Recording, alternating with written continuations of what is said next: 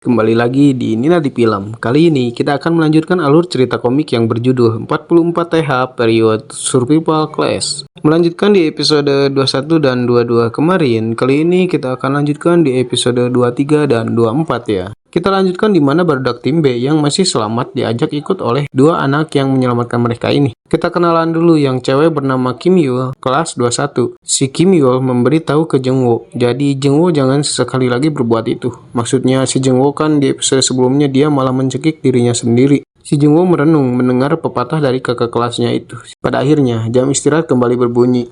Jadi Jung Woo berpikir bahwa perkiraannya benar soal aturan monster. Jika tidak di sekitarnya monster, maka aturan tetap di kelas tidak akan terjadi. Singkat cerita, mereka sampai di kelas 21. Di kelas itu mereka disambut oleh dua orang lagi. Kita beralih dulu ke berdak kelas si Jung Woo, yaitu kelas 14.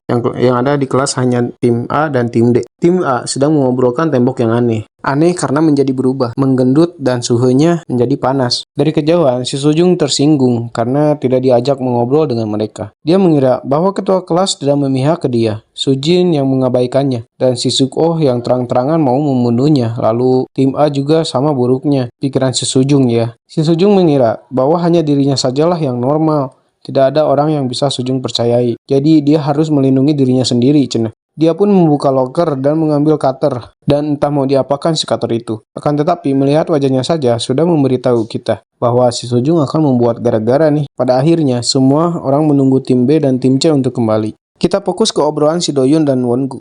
Mereka membicarakan betapa pecundangnya si Wongu menghadapi semua ini. Wajar atuh bro, siapa yang gak panik di situasi kayak gini ya kan? Tetapi si Wongu meyakinkan diri buat terus berpikir positif dan tidak menyedihkan lagi, cenah. Ya harus, kata Doyun. Jika kau terus menyedihkan, aku akan memukulmu, cenah. Lalu mereka pun merenung. Si Doyun pun teringat kakaknya. Apakah kakaknya baik-baik saja ya guys? Kita ke Seona dan Soyun. Mereka sedang mengingat momen saat sekolah masih normal. Momen saat musim panas, saat musim salju, dan acara menginap di sekolah. Akan tetapi, mengingat itu, si Seona jadi nangis. Waktu terus berjalan dan tidak terasa. 1 jam istirahat sudah berlalu. Pada akhirnya, tidak ada seorang pun dari tim B dan tim C yang kembali. Mereka tidak mau memikirkan kemungkinan terburuk, tetapi juga tidak bisa mengabaikan situasi yang ada di depan mata. Si Hyunju pun terbangun, dan tim C hendak akan berangkat keluar. Doyun menanyakan, kenapa kalian mau keluar? Si Suk-oh menceramahi Doyun. Gini, anak-anak yang tidak kembali juga kemungkinan bisa bertahan. Jadi apakah kita akan berdiam saja di kelas selama anak-anak yang lain di luar? Meski Suk-oh berbicara dengan nada yang kasar, omongannya ada benarnya juga, dan tim A pun ikut keluar juga. Akhirnya, kita sampai di mana kelanjutan cerita tim C dilanjutkan. Ternyata tim C hanya ada Sohan dan Jian saja. Mereka bisa selamat. Si Jian menangis di kelas 1,1. Si Sohan menyuruh Jian buat berhenti nangis, tapi Jian ngomong, andaikan saja aku bisa lebih cepat, pasti Sung Jae bisa selamat. Anjay bro, ternyata si Miji masih selamat.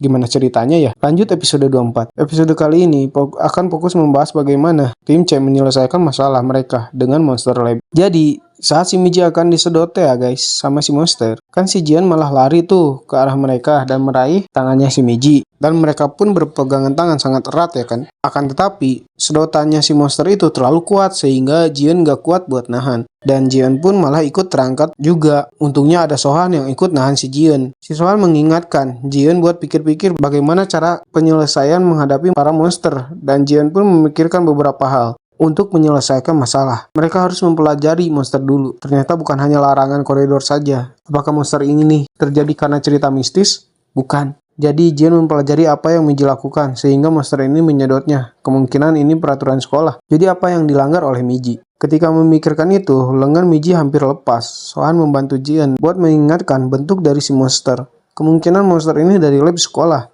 Aturan apa yang ada di lab, kata Sohan. Kemudian Jian mengingat-ingat peraturan yang ada di ruangan lab. Ada satu aturan yang Jian pikir-pikir. Kemungkinan itu adalah masalahnya. Jadi, aturan yang Miji langgar adalah karena di lab jangan dulu keluar saat melakukan percobaan. Lalu tinggal memikirkan pemecahan masalahnya gimana.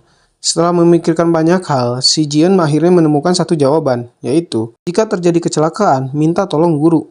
Jian pun berteriak, "Pak Guru, tolong kami!" Dan akhirnya si Monster Lab pun mematikan api sumbunya itu. Masalah pun terpecahkan. Kelemahan Monster Lab ini sudah diketahui oleh tim C. Hebat bro. dan Meiji pun bisa diselamatkan. Kemudian si monster pun berjalan pergi meninggalkan mereka. Sisa dari tim C pun terpaksa beristirahat di kelas 1-1 karena waktu jam pelajaran sudah dimulai. 1 jam kemudian, tim C memutuskan untuk beristirahat di kelas 1-1 karena Meiji terlalu syok sampai tidak bisa bergerak. Sohan dan Jian berdebat soal perbuatan si Jian. Bagaimana jika aturan jangan masuk ke kelas lain juga ikut menyimpang? Mereka semua akan mati, kata Sohan. Jadi kau harus pikir-pikir dulu sebelum bertindak. Jian kan sudah bilang, kalau mau kembali ke kelas, duluan saja. Jadi kau bisa selamat sendirian.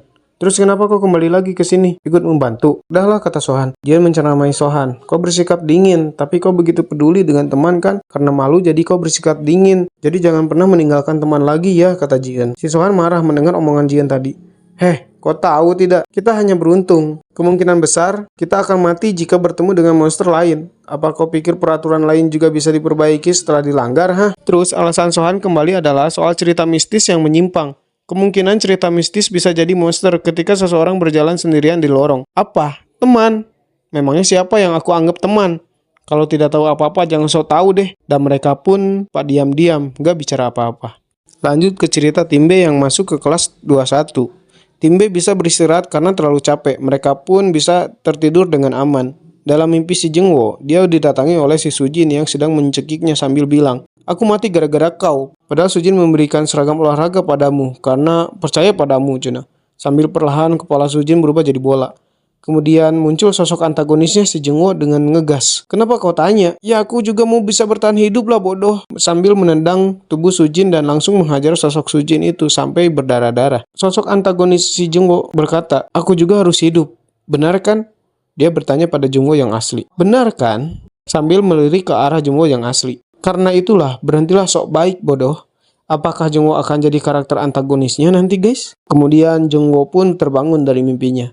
Saat bangun pun dia langsung interogasi oleh salah satu kelas 2 ini. Mari kita panggil dia Eugene dari kelas 21. Dia akan mengajak Jungwo bicara. Akan tetapi, episode pun sudah selesai. Ini panel terakhirnya ya. Nantikan episode selanjutnya hanya di Nina di Film. Bye-bye.